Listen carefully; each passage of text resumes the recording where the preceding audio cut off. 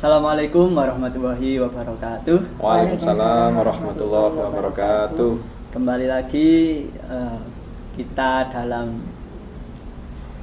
agenda bincang asik atau yang disingkat bisik bersama Mas Lukman dan Ibu Lukman. Nah, untuk pertama-tama kita perkenalan dulu. Karena baru pertama kali bertemu ya. Nama saya Ahmad Edo Zakaria. Biasa dipanggil Edo, kalau dipanggil biasanya noleh. Kalau di Jawil? Kalau Jawil goleki sapa sing Jawil. Kalau di desa biasanya dipanggil It. Ada yang manggil Cak It gitu. Pokok aja koit. Ya, mungkin Bapak Ibu sakit memperkenalkan diri. Ya, perkenalkan, nama saya Lukman Hakim. Alamat Jalan Insinyur Soekarno 117, Kelurahan Dadaprejo, Barat Pom Bensin Pendem. Bekerja di bidang wirausaha kerajinan kayu. Nama saya Mas Ruratul Hikmah. Untuk kesehariannya membantu suami dalam bekerja itu. Pekerjaan utama itu IRT sebenarnya, ibu rumah tangga. Kemudian membantu suami dan mengamalkan ilmunya di UIN Maulana Malik Ibrahim sebagai dosen PKBBA. Ibu langsung mawon karena ini membahas perihal wirausaha untuk apa ya, usaha sebagai contoh untuk anak-anak muda zaman sekarang. Untuk pertanyaan pertama, apa jenis usaha yang sedang Bapak dan Ibu tekuni saat ini? Baik, terima kasih pertanyaannya. Jadi usaha ini usaha yang kesekian kalinya setelah beberapa kali usaha jatuh bangun. Jadi usaha yang sekarang ini adalah usaha kerajinan kayu, Mas. Jadi kerajinan kayu ini bergerak di bidang kerajinan kayu. Kita pakai konsep kemitraan dengan para pengrajin. Jadi kayak model tenan, sodel kayu, baki kayu, alat pijat kayu, dan semua kerajinan yang berbahan kayu. Seperti itu. Semuanya berbahan kayu. Mungkin apa ya, untuk saat ini apa kendala yang mungkin? Kendala tidak terlalu banyak sih, cuman ketika musim hujan, kalau kayu itu musim hujan gitu kan, untuk pengeringan juga sulit, karena kalau pas tiap hari hujan kayu pasti jamuran itu. Musim hujan. Iya. Ya. Mungkin ada tambahan? Untuk kendalanya itu dalam hal pemasaran, kalau kita tidak bisa menguasai teknologi yang lebih berkembang, kita akan ketinggalan gitu. Misalkan kita sudah jualan di Bukalapak, di Tokopedia, dan di Shopee. Sekarang yang lagi berkembang dan lagi famous itu kan TikTok. Nah, kalau kita tidak mengikuti di TikTok, itu kita akan ketinggalan di situ. Sedangkan kadang kita kalau untuk IT itu kan semakin berkembang, semakin kita harus belajar dan terus belajar. Kadang kita dengan usia kita yang semakin lanjut ini kan kalah dengan anak-anak muda. Jadi kita harus, meskipun umur kita dengan usia segini, jadi harus tetap belajar dan belajar gitu. Jadi kalau untuk biar usaha kita berkembang itu terus belajar dan terus menggali ilmu, seperti itu. Mungkin bisa diceritakan awal gimana ya? Awal membangun usaha. Iya, awal membangun usaha. Awal membangun usaha. Kalau saya sendiri sebenarnya kalau usaha bukan di bidang saya gitu. awal mula usaha itu di bidangnya Pak Lukman ini, saya hanya membantu dan mendukung saja. Kalau untuk usaha yang menjalani semuanya itu suami. Wong saya sendiri itu seperti ini kadang. Pertama dulu seperti ini, Mas. Saya pengen cita-citanya itu pengen jadi pengusaha. Usaha apa? Buat modal aja nggak ada gitu. Dulu pemikirannya kan bahwa usaha itu harus ada modal gitu. Sedangkan kalau usaha sebenarnya itu bukan tentang modal, tapi tentang kemauan dan niat. Lah itu, ini bisa menjelaskan berapa kali jatuh bangun, mulai dari jualan lele di pasar, semuanya sudah dijalani. Mulai. Jadi dulu kan menikah tahun 2010 kita. 2010 itu perjalanan molak-malik nggak karu-karuan, kesulitan untuk hal ekonomi. Kemudian 2012 saya waktu itu masih kerja di pabrik. Jadi kerja di pabrik mulai 2004 sampai 2011. Kemudian sampai 2011 punya anak satu, saya mengundurkan diri dari pabrik karena kalau malam itu meninggalkan anak kayak berat. Anak masih kecil. 2011 berhenti dari pabrik, saya cari kerja apa aja sampai 2012 itu ngurir sambil kuliah. Ngurir surat itu loh, gaji cuma per surat 1.000 kalau Batu, kalau Malang cuma 500 rupiah. Itu 2012. Itu 2012 saya ketika ibu saya meninggal, akhirnya saya berhenti karena nggak ada yang ngomong anak. Dari situ saya ngomong anak, istri yang ngajar. Tapi saya sambil cari-cari peluang di situ, sambil dulu jualan sabun yuka awalnya. Sabun yuka sampai akhirnya 2014 2015 itu mulai jualan kerajinan rotan anyaman. Itu awal mula. Kemudian saya punya inspirasi itu dari mana? Dari orang yang namanya Pak Eko. Beliau ini distributor tas Mokamula. Mungkin pernah dengar ya. Jadi beliau tiap hari kirim paling sedikit 3 paket. Lah satu paket itu ke reseller minimal 3 biji. Kalau satu paket aja 3 biji, untungnya per biji 10.000 dan 30.000 per paket. Kali 25 paket biasanya beliau ngirim ke JNE itu. Udah berapa dihitung. Dari situ saya termotivasi. Orang ini tiap hari jualan tas aja bisa untung sampai di atas 750 sampai 1 juta per hari. Dari situ awalnya saya jualan tas, saya cari pengrajin di Malang, tapi akhirnya ketemu di Sumber Awan Singosari, namanya Pak Didi. Nah waktu itu tidak langsung jualan, kita kan jualan tas yang mau ngebrand sendiri. Elbag gitu maunya. Ternyata beliau ini produknya tas kamera. Awal mulanya hanya dipinjami, tidak beli, dipinjami. Akhirnya itu tadi. Akhirnya jualan tas kamera waktu itu awalnya di marketplace itu, Tokopedia, Shopee, sama Bukalapak. Jualan tas laris. Ketika larisnya kita mau pulaan, ternyata orangnya udah gak mampu karena memilih pengepul yang lebih lama. Kita nggak dapat jatah.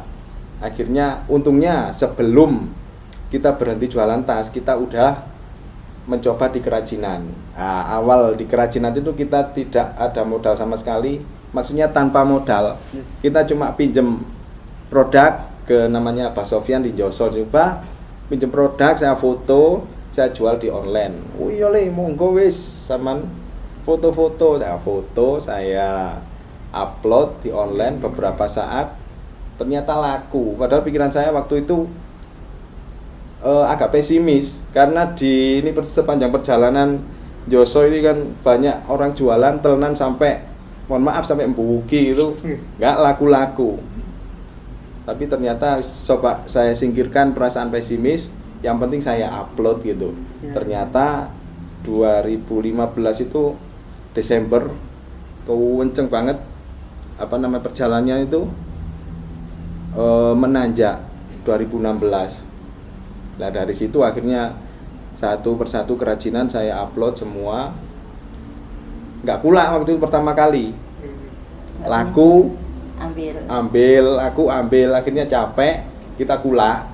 Gitu. Memang terkadang kalau kita punyai pemikiran kreatif langsung bisa membutuh saja dan mendapatkan hasil yang diinginkan.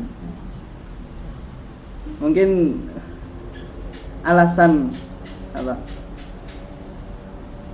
jualan telenan kerajinan, alasan memulai bisnis, alasan memulai bisnis kepepet. Nah, cita-cita suami itu dari awal itu pengen jadi pengusaha.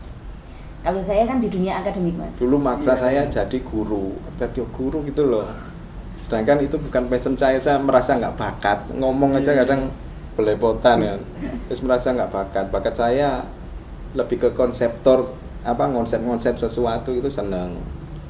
Nah beliau lebih sukanya sebagai juru bicara, suka ngomong gitu. Jadi beliau ini yang mengkonsep dari awal, dari produk-produk semuanya yang mengkonsep beliau.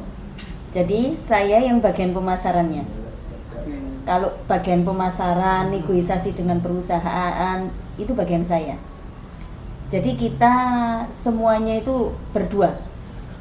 Sampai hampir semuanya itu kemana-mana itu berdua, mencari ide, mencari apa. Jadi ide itu kadang itu kita temukan itu di jalan sambil ngobrol ini habis ini jualan apa lagi ya. Mulai dari kalau telenan itu satu model telenan yang kita jual, dari mulai satu produk sampai sekarang 500 produk. Jadi, 500 produk, dan kita punya konsep itu seperti ini, Mas. Pokoknya 1 bulan harus ada 1 produk baru. Konsep kita seperti itu. Ternyata 1 minggu itu keluar produk baru lagi. Nah, dulu itu bekerja sama dengan 2-3 pengrajin. Sekarang banyak pengrajin yang bisa bekerja sama dengan kita gitu. Ya. Tadi saya jelaskan banyak produk, mungkin telenan atau sudel dari kayu. Ya, untuk sasarannya produk Bapak Ibu ini? Sasarannya kalau kita sendiri itu sasarannya itu ke siapa, dulu kita itu blank sasarannya ke siapa. Karena apa? Iya, sampai sekarang itu sasarannya itu ke siapa itu blank. Karena apa? Karena produk kayu ini kalau kita jual di daerah Malang itu jarang laku. Tapi kalau produk kayu ini dijual ke daerah Jakarta, Surabaya, luar Jawa, itu laku. Jadi orang yang ambil di kita rata-rata itu kalau dulu pertama buka itu untuk dipakai pribadi. Rata-rata orang beli ecer gitu. Tapi kalau untuk sekarang rata-rata yang ambil di kita itu supermarket untuk kulaan gitu. Sebenarnya itu gini, kalau untuk sasarannya itu ibu rumah tangga. Ibu rumah tangga, habis itu ibu-ibu yang suka home decor, dekorasi ruangan, dapur ruangan yang lebih banyak itu ke dapur. Karena apa? Karena mereka itu di dapur membuat konten. Nah, kemudian yang kedua yaitu untuk anak kecil, Montessori untuk permainan. Jadi telenan itu ada telenan ya. Kemudian ada pisau dari kayu, kemudian ada rolling pin dari kayu. Itu buat Montessori yang ada di sekolah atau apa, biasanya gitu. Kadang telenan kita fungsinya bukan hanya, dulu pikiran saya kan gini, telenan ini fungsinya buat mengiris di dapur gitu ya. Ternyata dengan perkembangan zaman, telenan ini untuk media lukisan, media foto untuk media foto, print foto itu. Print. Nah, seperti itu. Jadi perkembangan zaman yang di luar nalar kita juga gitu. Dan kalau saya untuk peralatan dapurnya ke ibu rumah tangga, untuk telenannya karena kualitas telenan kita bukan kualitas pasar, jadi kualitas telenan kita itu kualitas supermarket.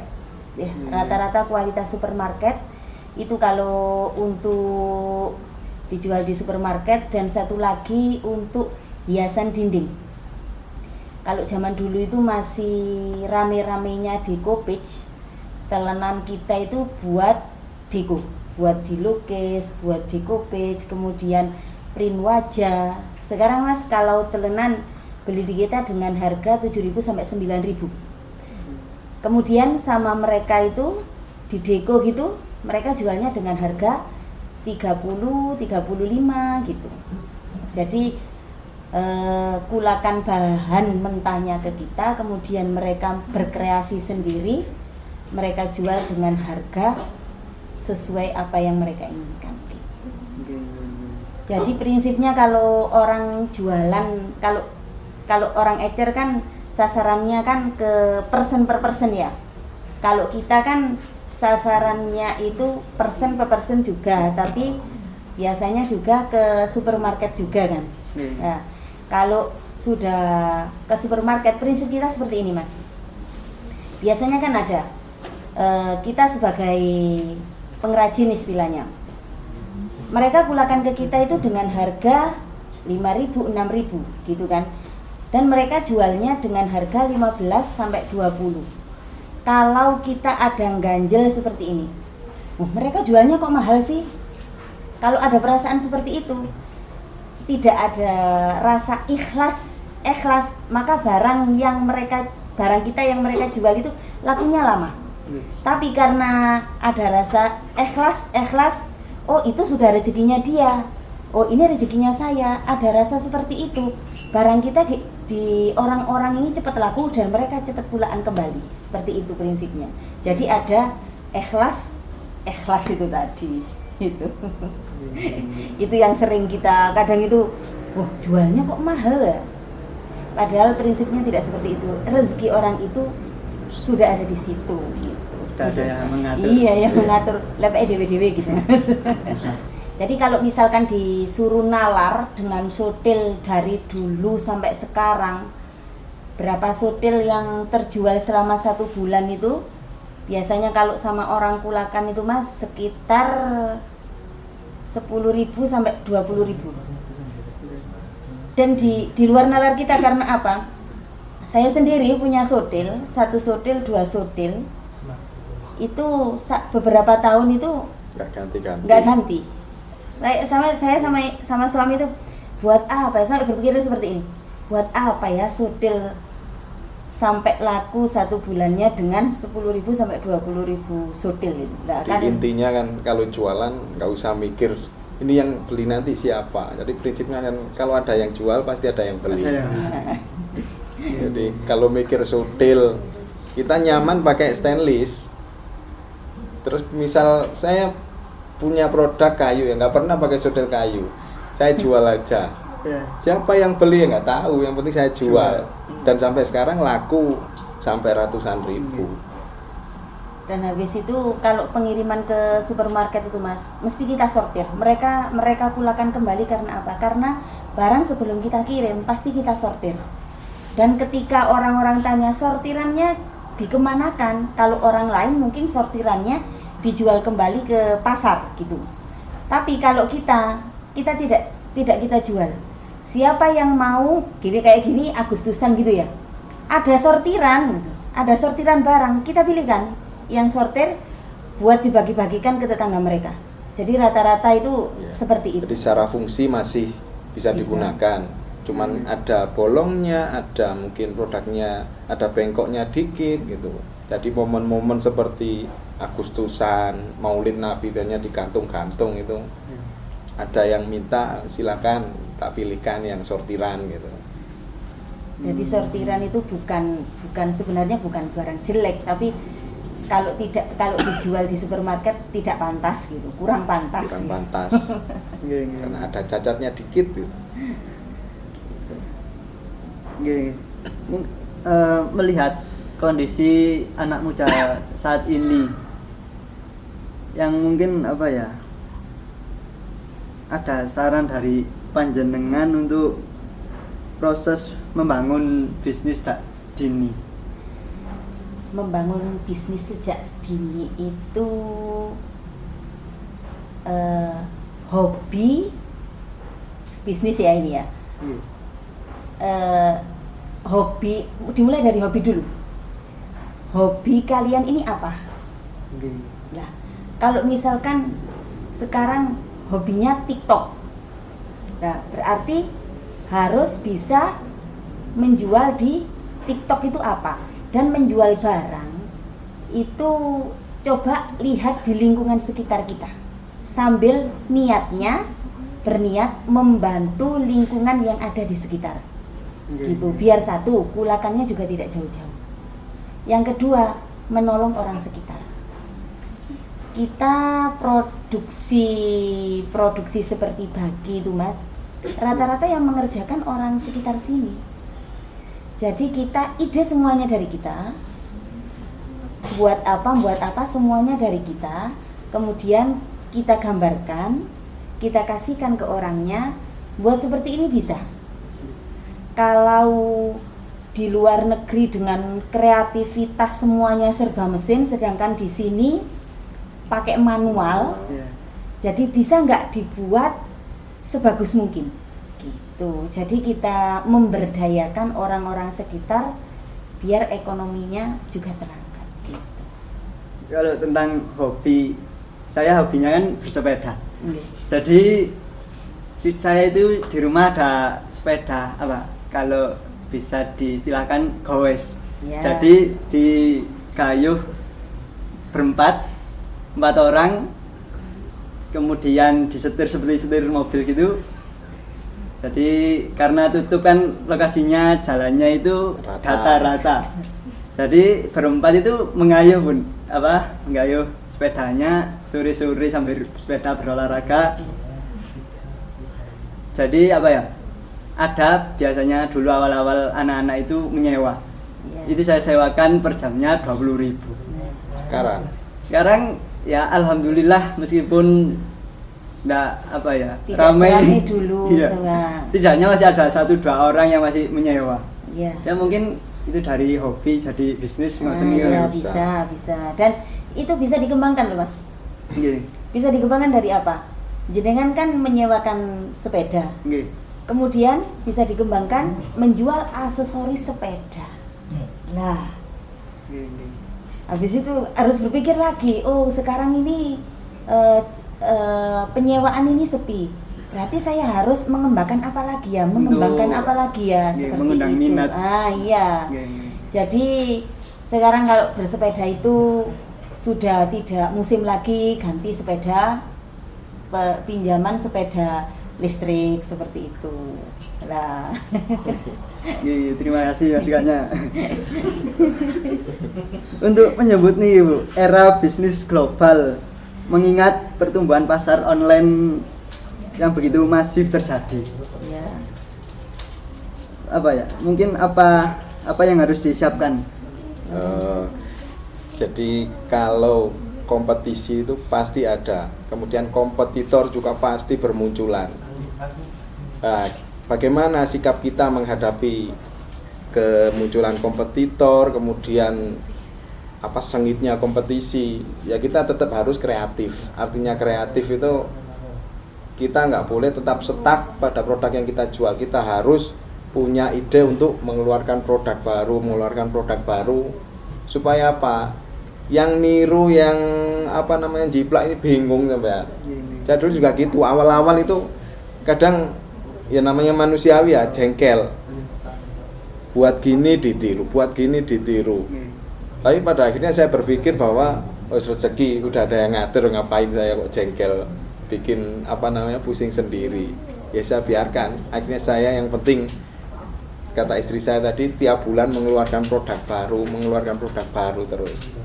seperti itu. Jadi Iya, iya. intinya kan persaingan pasti ada dimanapun, jangankan kerajinan, jual kayak kuliner nasi goreng apa ada laris dikit gitu udah suatu saat di sebelahnya ada orang jual.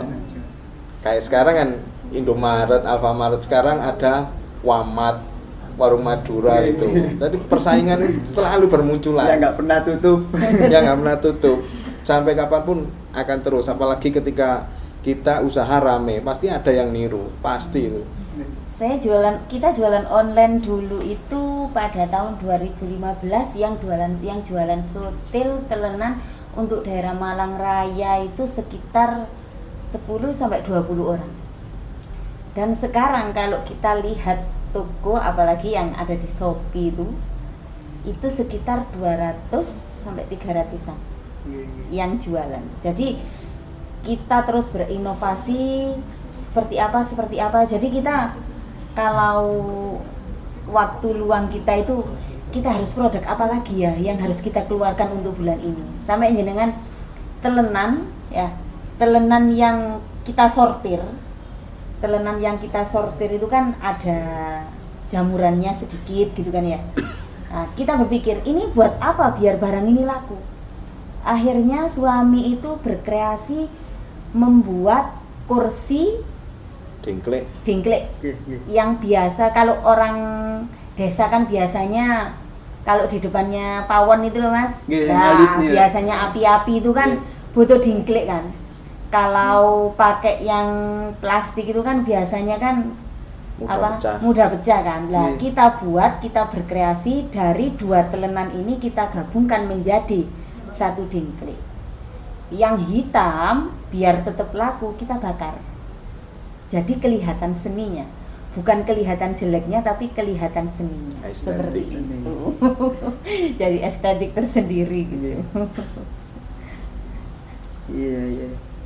Mungkin begitu menarik perbincangan. Mungkin dapat saya simpulkan mungkin untuk anak muda saat ini yang terus megang HP jangan megang HP terus ya. Mungkin dikeluarkan bisa menghasilkan uang. Otak kreatifnya mulai bergerak agar menghasilkan modal sendiri. Nah, betul. Tidak menjadi beban keluarga. Nah, betul. Apalagi yang kerajinan-kerajinan yang mungkin suka gambar-gambar atau ya TikTok tadi dikembangkan lagi gitu. Bahkan kita sampah kita sulap jadi uang. Contohnya bunga pinus. Bunga pinus itu kalau sekarang kita kan memberdayakan orang buat ngambil bunga pinus yang ada di sekitar, habis itu kita beli gitu ya. Kalau dulu sebelum banyak produk itu kita nyari sendiri, ngasak di Jalibar. Bunga pinus yang jatuh-jatuh itu. Nah, itu kita jual di online. 500 per biji laku ribuan. Kan tinggal ngali itu. Nah, kalau orang tidak bisa memanfaatkan karena ini sampah maka dibakar. Banyak kita waktu ngambil itu banyak yang sudah dibakar. Untuk apa itu? Buat properti foto. Buat ketika tanggal 25 itu apa? Natal. Tapi kita memang kualitasnya meskipun kita nyari tapi dengan kualitas yang bagus. Bukan yang sobek dikit kita tidak ambil. Jadi benar-benar ngasak. Istilahnya ngobel.